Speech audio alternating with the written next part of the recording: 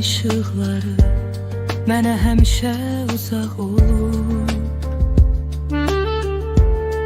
Gülən üzlər içində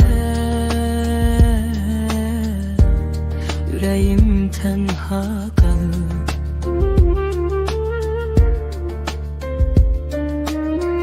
Öz əlimlə qurduğum həyatda payıma düşən kədər olur. Hak dedim susturdular, səbrimdə sınaq olur. Onlar yanlışı doğru saydı, heç kim dayan demedi. Mən büdrədim bir addımda, qanun üstümə gəldi. Mən dəribəm öz yurdumda, sanki yad bir adamam. Hakkımı istedim sadece, çok mu şey arzuladım. Ne taht istedim ne taç, ne var dövlet ne şöhret. Biraz adalet istedim, biraz insanlık, hürmet. Deyirlər bu torpaq bizim, bəs niye yerim dar olur? Niye kasıbın sesi çıxanda həmişə divar kar olur?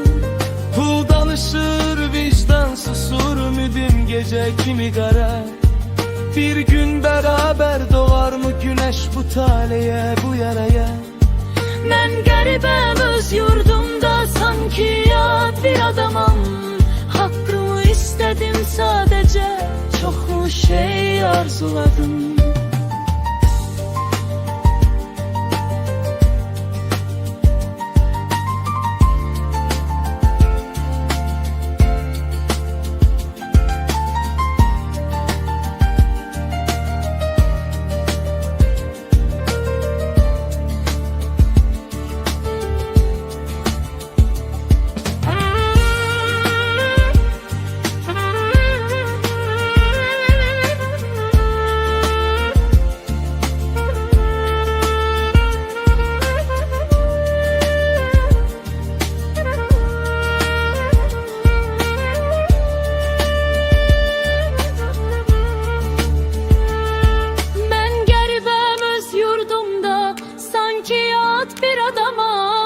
Hakkımı istedim sadece, çok mu şey arzuladım.